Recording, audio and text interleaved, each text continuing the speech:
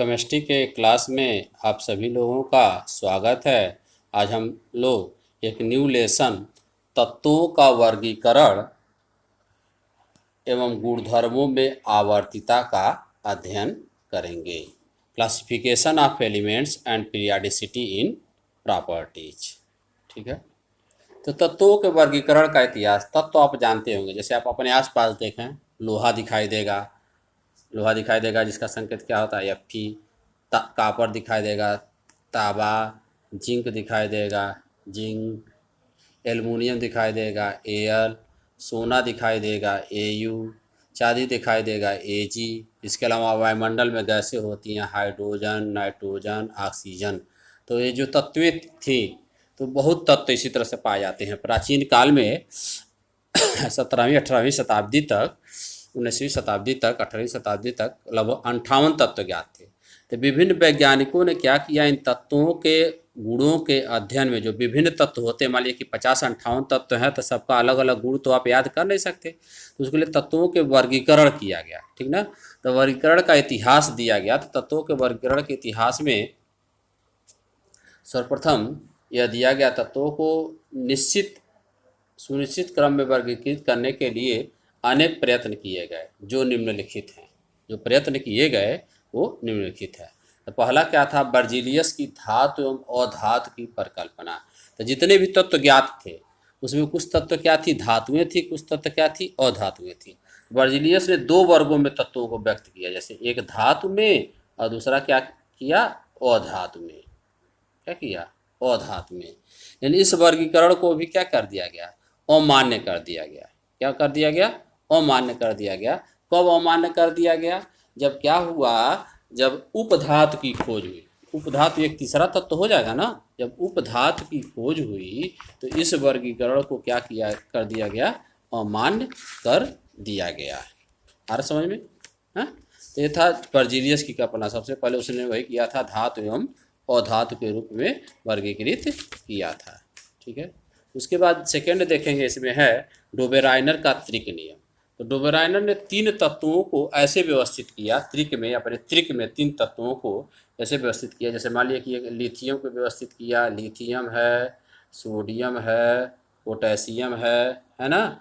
फिर यहाँ पे मान लिया कि कैल्शियम, स्टांसियम, बेरियम। तो सोडियम, लिथियम का परमाणु भार कितना होता है, 7, इसका 23, इसका 39, ऐसे इसका भी होता है 40, इसका होता है 87, इसका होता है 137। तो डोबेराइनर ने तीन तत्वों को ऐसे व्यवस्थित किया कि दो तत्वों का, जैसे लिथियम और इतना का औसत परमाणु भार बीच वाले तत्व के औसत परमाणु भार के बराबर होता था, ऐसा ना। तो डोबेराइनर ने अपने त्रिक में ऐसे व्यवस्थित किया, तीन तत्वों को ऐसे व्यवस्थित किया कि बीच वाले तत्व का परमाणु द्रव्यमान अन्य दो तत्वों के परमाणु द्रव्यमान के औसत के बराबर था। तो बीच का क्या है, 23 है, इसका क्या, 39 और 7। 39 और 7 का औसत निकालेंगे तो कितना हो जाएगा, जैसे 39 और प्लस क्या करेंगे, 7 आप जोड़ लेंगे और 2 से डिवाइड करेंगे, कितना आ जाएगा, 39/46/2 लगभग 23 आएगा ना। इसी तरह से 40 और 137 को जोड़ लेंगे तो डिवाइड करेंगे तो लगभग 87 आएगा। तो डोबेराइनर अपने त्रिक में, आप एक कक्षा 10 में पढ़े भी हैं, आप जाकर एक बार पुनः किताब से क्या करेंगे, देख लेंगे। उसके बाद अगला है न्यूलैंड का अष्टक नियम, ये भी आप पढ़े हैं। न्यूलैंड का अष्टक नियम क्या है, न्यूलैंड का अष्टक नियम क्या किया इन्होंने, तत्वों को इसने क्या किया, उनको बढ़ते हुए परमाणु भारों के क्रम में, तत्वों के परमाणु भारों के क्रम में ऐसे व्यवस्थित किया, जैसे मान लीजिए लिथियम है, सोडियम है, पोटेशियम है, और समझ ना। तत्वों को उनको बढ़ते हुए परमाणु भारों के क्रम में जब उसने व्यवस्थित किया, सॉरी,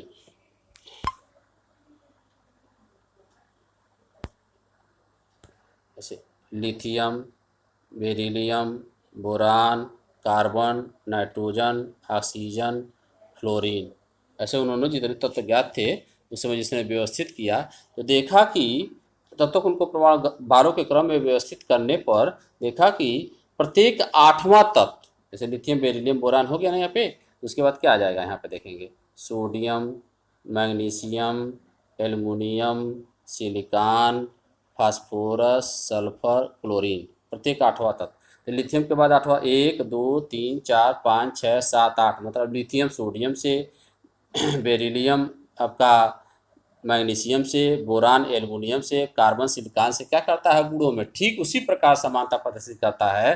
जैसे संगीत में स्वर होते हैं सा, रे, ग, म, प, ध, नी, 1 2 3 4 5 6 7 हो गया ना।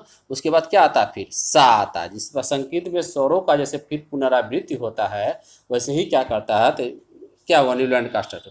न्यूलैंड ने तत्वों के इस प्रकार इस क्रम में उनके परमाणु भारों को इस क्रम में व्यवस्थित किया कि प्रत्येक 8वां तत्व जैसे लिथियम सोडियम से, बेरिलियम मैग्नीशियम से ठीक उसी प्रकार गुणों में समानता प्रदर्शित करता है जैसे संगीत में स्वरों की क्या होती है पुनरावृत्ति होती है। 7वें के बाद पुनः क्या होता है वही आता है, जैसे सा रे ग म प ध नी, 7वां हो गया फिर सा आएगा। तो वैसे ही लिथियम सोडियम से 7वें के बाद बेरिलियम के बाद 7वां कौन होगा magnesium, beryllium, boron, carbon, nitrogen, oxygen, fluorine, sodium, magnesium देखेंगे ना 1 2 3 4 5 6 7 के बाद 8 ऐसे हो जाएगा।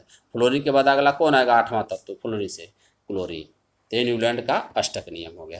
इस नियम को इसलिए बाद में अमान्य कर दिया गया जब अक्रिय गैस तत्वों की खोज हुई। तो अक्रिय गैस तत्व जैसे फ्लोरीन के बाद क्या आ जाएगा देखेंगे, फ्लोरीन के बाद नियान आ गया। तो अब ये 8वें स्थान पर नियान आ गया, तो नियान तो इससे प्रदर्शित करेगा ना लिथियम से समानता। यहाँ पे क्या हो जाएगा देखेंगे क्लोरीन के बाद आर्गन आ जाएगा, ठीक ना। तो जब अक्रिय गैस तत्वों की खोज हो गई तो इसके नियम को क्या कर दिया गया, न्यूलैंड के अष्टक नियम को अमान्य कर दिया गया, ठीक है। अब यहाँ पर आएंगे आप मेंडलीव का आवर्त नियम। तो मेंडलीव कौन था, रूसी वैज्ञानिक मेंडलीव ने तत्वों को उनके परमाणु भारों के बढ़ते हुए क्रम में व्यवस्थित किया। तत्वों को क्या किया, उनके परमाणु भारों के बढ़ते हुए क्रम में व्यवस्थित किया तथा यह पाया कि एक निश्चित अंतराल के पश्चात उनके गुणों में क्या होती है पुनरावृत्ति होती है। अब पुनरावृत्ति के इसी गुण को हम क्या कहते हैं आवर्तिता कहते हैं। अब पुनरावृत्ति के इस गुण के आधार पर मेंडलीव ने एक आवर्त नियम दिया जिसे को हम मेंडलीव का आवर्त नियम कहते हैं। जैसा कि आप पहले से भी जानते हैं मेंडलीव का आवर्त नियम क्या है, तत्वों के भौतिक एवं रासायनिक गुण उनके परमाणु भारों के आवर्ती फलन होते हैं। मतलब the physical and chemical properties of elements of periodic functions of their atomic weight या एटॉमिक मास, ठीक ना। यानी कि तत्वों को, इसका अभिप्राय यह है कि तत्वों को उनके परमाणु भारों के बढ़ते हुए क्रम में रखने पर एक नियमित अंतराल के पश्चात उनके गुणों में पुनरावृत्ति होती है जिसे आवर्तिता कहते हैं, पीरियाडिसिटी उसी को कहते हैं। और उसी को हम क्या कहते हैं आवर्ती गुण कहते हैं। आ रहा समझ में। अब आगे आप आएंगे, आगे देखेंगे क्या है। ये सब चीज़ें आप पढ़े हैं कक्षा 10 में, इसलिए मैं थोड़ा फास्ट चल रहा हूँ, ठीक ना। मेंडलीव की मूल आवर्त सारणी। सन 1871 में मेंडलीव ने मूल आवर्त नियम, अपना मूल आवर्त जो नियम दिया था, उस समय जो 58 तत्व ज्ञात थे उन तत्वों को क्या किया उन्होंने परमाणु भारों के बढ़ते हुए क्रम में एक सारणी व्यवस्थित किया जिसे मेंडलीव की मूल आवर्त सारणी कहते हैं। इस सारणी में उन्होंने कुल 12 ऐसे 36 पंक्तियां बनाई थी। अब आप जाके देखेंगे बुक में, ठीक ना। 12 37 पंक्तियां एवं 8 ऐसे ऊर्ध्वाधर खाने 8 बनाए थे, ठीक ना। जिसको हम 36 पंक्तियों को क्या कहा उन्होंने, जैसे श्रेणियाँ कहा, जो 36 पंक्तियाँ थी ऐसे 8 उनको श्रेणियाँ कहा। 8 जो ऊर्ध्वाधर खाने ऐसे थे 8 उनको उन्होंने समूह कहा। क्या कहा, समूह या वर्ग नाम दिया, ठीक ना। तत्वों को उन्होंने यह किया था, जैसे आप देखेंगे आवर्त सारणी में पहले पढ़े भी हैं, तत्वों को वह वर्गीकृत जब श्रेणियों में ऐसे 8 श्रेणियाँ ऐसे थी, 8 हमारे बना दिया ऐसे 12 श्रेणियाँ और 8 ऐसे ऊर्ध्वाधर खाना थे। उन्होंने बीच बीच में कहीं कहीं पर रिक्त स्थान छोड़ दिए थे। बीच बीच में क्या किया था उन्होंने, कहीं पे रिक्त स्थान भी छोड़ दिए थे, ठीक ना। इस तरह से उन्होंने क्या किया था, तत्वों को, जितने तत्व उस समय 58 तत्व, कुछ कहीं 61 कहते हैं, कहीं 63 तत्व ज्ञात थे, उसको उन्होंने क्या किया इन 12 श्रेणियों में और 8 ऐसे ऊर्ध्वाधर खानों में क्या किया व्यवस्थित किया। और बीच बीच में यदि तत्व उस गुण वाला तत्व नहीं आया तो उसके जगह पर क्या किया रिक्त स्थान छोड़ दिए। तो मेंडलीव की मूल आवर्त सारणी थी। उसके बाद मेंडलीव की मूल आवर्त सारणी के लाभ क्या है, तत्वों के गुणों के अध्ययन में सुविधा। तत्व एक निश्चित क्रम में होगा, जैसे मान लिया लिथियम के बाद beryllium, boron, carbon, nitrogen, oxygen, fluorine, ऐसे हो गया। फिर सोडियम, मैग्नीशियम, एल्युमिनियम, सिलिकॉन, ऐसे हो गया। आप लोगों को मैं आवर्त सारणी याद भी करवाया हूँ, शुरू में ही आवर्त सारणी याद करवाया गया था, ठीक ना। तो मेंडेलीव की मूल आवर्त सारणी में जब यह बन गई तो इससे तत्वों के गुणों का अध्ययन में क्या हो गई, सुविधा हो गई। और दूसरा क्या हो गया, जो उसने बीच बीच में रिक्त स्थान छोड़े थे, बीच बीच में क्या किया था, जो उसने रिक्त स्थान छोड़ा था, तो उस रिक्त स्थान पर आने वाले तत्व की उसने क्या किया था, गुणों की भविष्यवाणी कर दिया था। मतलब इसका परमाणु भार लगभग यह होगा। तो उससे नए तत्वों की खोज की क्या हो गई, उसमें सहायता मिली। ठीक है।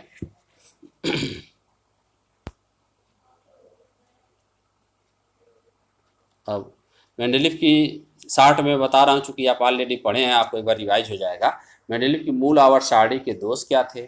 मूल आवर्त सारणी के दोष जैसे उसने क्या था, मूल आवर्त सारणी जो बताया था, जो लास्ट में अक्रिय गैस तत्व होते हैं, अक्रिय या उत्कृष्ट गैस तत्व, उसने उत्कृष्ट गैस तत्वों के लिए, लेंथेनाइडों के लिए एवं एक्टिनाइडों के लिए आवर्त सारणी में रिक्त स्थान नहीं छोड़ा था। लेंथेनाइडों के लिए और एक्टिनाइडों के लिए आवर्त सारणी में क्या किया था, उसने रिक्त स्थान नहीं छोड़ा था। उसके साथ ही साथ उसने समस्थानिकों और संभारिकों के लिए भी क्या किया था, उचित स्थान नहीं दिया था। तो मेन यही है उसमें, ठीक ना। और भी उसमें होगा, किताब में आप पढ़ सकते हैं। अब आ जाएंगे आप आधुनिक आवर्त नियम। तो रेडियो एक्टिवता, समस्थानिकों एवं संभारिकों की खोज के पश्चात मोजले ने स्पष्ट किया, मोजले का नियम भी आपको मैं बताया हूँ परमाणु संरचना में। तो मोजले ने स्पष्ट किया कि किसी तत्व का मूल लक्षण उसका परमाणु क्रमांक होता है, न कि उसका परमाणु भार। जैसे तत्वों के गुण बताए थे ना आपको परमाणु संरचना में, तत्वों के गुण किस पर निर्भर करेंगे, उसके परमाणु क्रमांक पर, न कि उसके परमाणु भार पर। इस आधार पर मोजले ने, इस आधार पर मतलब तत्व का मूल लक्षण के आधार पर ही मोजले ने क्या किया, मेंडेलीव के आवर्त नियम में एक संशोधन करके आधुनिक आवर्त नियम दिया। तो उस समय जो मेंडेलीव का आवर्त नियम था, तत्वों के भौतिक एवं रासायनिक गुण उनके परमाणु भारों के आवर्ती फलन होते हैं, मतलब परमाणु भारों पर निर्भर करते हैं। तो उन्होंने यहाँ पे क्या किया, परमाणु भार के जगह पर परमाणु क्रमांक लिया, ठीक ना। तो तत्वों के भौतिक एवं रासायनिक गुण उनके परमाणु क्रमांकों के आवर्ती फलन होते हैं। The physical and chemical properties of elements are periodic functions of their atomic numbers, ठीक ना। अर्थात तत्वों को उनके परमाणु क्रमांकों के बढ़ते हुए क्रम में रखने पर एक निश्चित अंतराल के पश्चात उनके गुणों में क्या होती है, पुनरावृत्ति होती है, जिसे हम क्या कहते हैं, आवर्ती गुण कहते हैं। ठीक है। अब देखेंगे, ये तो हो गया मेंडेलीव का आवर्त नियम, ऑलरेडी आप पढ़े हैं, आपको एक बार रिवाइज हो गया होगा। उसके बाद देखेंगे मेंडेलीव की आधुनिक आवर्त सारणी, या इसी को हम कहते हैं मेंडेलीव की संशोधित आवर्त सारणी में तत्वों को किस आधार पर रखा गया, उनके परमाणु क्रमांकों के बढ़ते हुए क्रम में इस आवर्त सारणी में रखा गया है। इसकी मुख्य विशेषताएं निम्नलिखित हैं, ठीक ना। तो पहला उसमें आवर्त क्या होता है। इस आवर्त सारणी में तत्वों को उनके बढ़ते हुए परमाणु क्रमांकों के क्रम में कुछ 7 क्षैतिज पंक्तियों में रखा गया है, जिन्हें हम क्या कहते हैं, आवर्त कहते हैं। 7 क्षैतिज पंक्तियों में रखा गया, जिन्हें हम क्या कहते हैं, आवर्त कहते हैं। ठीक है। प्रत्येक आवर्त में तत्वों की संख्या जैसे प्रत्येक आवर्त में तत्वों की संख्या यहाँ पे नीचे दी गई है। पहला आवर्त है, पहले आवर्त में कितने तत्व थे, 2, जिसे हम अति लघु कहते हैं, हाइड्रोजन और हीलियम। दूसरे आवर्त में कितने, 8, लघु आवर्त कहते हैं लिथियम से सोडियम तक, लिथियम से नियान तक। तीसरे में 8 तत्व होते हैं, लघु आवर्त कहते हैं सोडियम से आर्गन तक, ठीक ना। चौथे आवर्त में भी 18 तत्व होते हैं, दीर्घ आवर्त कहते हैं पोटेशियम से क्रिप्टान तक। पाँचवें आवर्त में 18 तत्व होते हैं, इसे हम दीर्घ आवर्त कहते हैं यूबिडियम से जेनान तक। छठवें आवर्त में 32 तत्व होते हैं, अति दीर्घ आवर्त कहते हैं 55 से रेडान तक। सातवें में अपूर्ण आवर्त है, इसे भी अति दीर्घ आवर्त कहते हैं फ्रांसियम से आगे के तत्वों का। जैसे देखेंगे, मैं एक आवर्त सारणी यहाँ पर लिया हूँ, सारणी में आप यहाँ से ध्यान से देखेंगे, और साड़ी जो यहाँ पे ली गई है आप देखेंगे, जैसे यहाँ पे यही आवर्त है आपका, यही आवर्त है सातों, 1 2 3 4 5 6 7। तो पहले आवर्त में तत्व देखेंगे, यहाँ पे क्या है, हाइड्रोजन, यह है हाइड्रोजन है। उसके अलावा जैसे यहाँ पे एक लास्ट तत्व होगा, यहाँ पे देखेंगे हीलियम है, हाइड्रोजन और हीलियम है। दूसरे आवर्त में देखेंगे lithium 1, 2 beryllium, boron, carbon, nitrogen, oxygen, fluorine, neon, 8 तत्व। इसी तरह से तीसरे आवर्त में देखेंगे 8 तत्व होंगे। चौथे आवर्त में देखेंगे यहाँ देखेंगे चौथे आवर्त में 18 तत्व हो जाएंगे। चौथे आवर्त में कितने तत्व हो जाएंगे यहाँ से यहाँ तक 18 में। पाँचवें में भी देखेंगे यहाँ से यहाँ तक क्या हो जाएंगे 18 तत्व हो जाएंगे। छठवें के होते हैं इसे हम क्या कहते हैं अति लघु, दूसरे को लघु, तीसरे को भी लघु, पाँचवें को दीर्घ, छठवें को दीर्घ, चौथे को दीर्घ, पाँचवें को दीर्घ, छठवें को अति दीर्घ कहते हैं। यहाँ पे देखेंगे आप छठवें में आप देखेंगे यहाँ पे छठवां जो आवर्त है, यहाँ पे छठवां आवर्त जो है सीजियम है ना, सीजियम है, बेरिलियम है, लैंथेनम का परमाणु क्रमांक 57 होता है। इसके बाद हाफनियम आ गया है। तो लैंथेनम के बाद यह 14 तत्व जो है यहाँ पे लैंथेनाइड श्रेणी में, अगला पॉइंट में बताया जाएगा। यह लैंथेनाइड श्रेणी के तत्वों में रखा गया है, इसी को 4F श्रेणी कहते हैं। 14 तत्व, ठीक ना। तो यह 2 तत्व यह हो गया लैंथेनम 3 और 14 3 कितना हो गया 14 3 17, हाफनियम 18, 19, 20, 21, 22, 23, 24, 25, 26, 27, 28 और फिर आगे जैसे उसमें होता चला जाएगा। आगे 4 तत्व है तो 32 हो जाएगा, ठीक ना। उसी तरह से इसमें भी 31 तत्व है। जैसे यहाँ पे देखेंगे एक्टीनियम है ना, 89 होता है इसका। 89 के आगे बाद देखेंगे 104 आ गया रदरफोर्डियम। 89 के आगे की यह 14 तत्व यहाँ जैसे देखेंगे थोरियम से लेके लॉरेंसियम तक, ठीक है। तो आपका यह चीज़ हो गया, ठीक है। तो अब आगे देखेंगे आप, ये देखेंगे प्रत्येक आवर्त में तत्वों की संख्या यहाँ पे दी गई है। प्रत्येक आवर्त में वही आप देख लेंगे। और साड़ी एक अपने पास रख लेंगे। और साड़ी को क्या करेंगे आप एक फ़ोटोकॉपी करा लेंगे या बना लेंगे, जहाँ पे पढ़ते होंगे वहाँ पे चस्पा कर लेंगे। याद करने का तरीका भी वही है, ठीक ना। यह पहला आवर्त है, दूसरा, तीसरा, चौथा, पाँचवां, छठवां, सातवां। पहले को अति लघु, लघु, लघु, दीर्घ, दीर्घ, अति दीर्घ, अति दीर्घ। कहाँ से कहाँ तक तत्व है आपको याद करेंगे।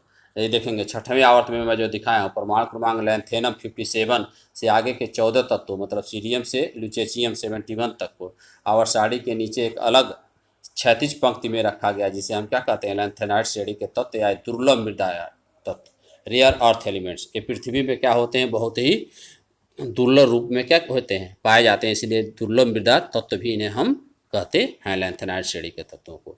नीचे जैसे देखेंगे एफ ब्लॉक तत्व जो लिखा गया है, आप जो पहले से जानते हैं आवर्त सारणी के नीचे 2 श्रेणियां हैं ना, तो उसमें लैंथेनाइड श्रेणी का एक तत्व है। और इसी में आपको 7वें आवर्त में कहा हूँ। 7वें आवर्त में जो है आपका देखेंगे 7वें आवर्त में जैसे जो एक्टीनियम के आगे के तत्व हैं 14 तत्वों को हम कहा जैसे थोरियम से लेके लॉरेंसियम तक 103 तक, इसको हम एक्टिनाइड श्रेणी के तत्व कहते हैं।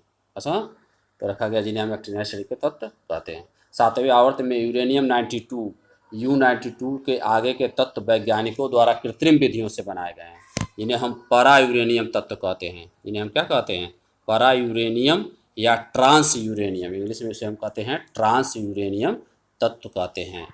U92 के आगे के जितने भी तत्व हैं वैज्ञानिकों द्वारा, जैसे यहाँ पे देखेंगे U92 है ना, जैसे यहाँ देखेंगे आप ये मैं दिखा रहा हूँ यहाँ पे, जैसे यूरेनियम हो गया है, यह यूरेनियम हो गया। इससे के आगे के यह तत्व वैज्ञानिकों द्वारा कृत्रिम विधियों से बनाए गए हैं। वैज्ञानिकों द्वारा neptunium, plutonium, americium, curium, berkelium, californium, einsteinium, fermium, इसी को हम परा यूरेनियम या ट्रांस यूरेनियम तत्व कहते हैं। तो आपको दोनों श्रेणियाँ भी याद करना पड़ेगा। कक्षा 12 में ये चीज़ें आएंगी, ठीक है। अब आएंगे आप वर्ग में आएंगे। वर्ग क्या है इसमें देखेंगे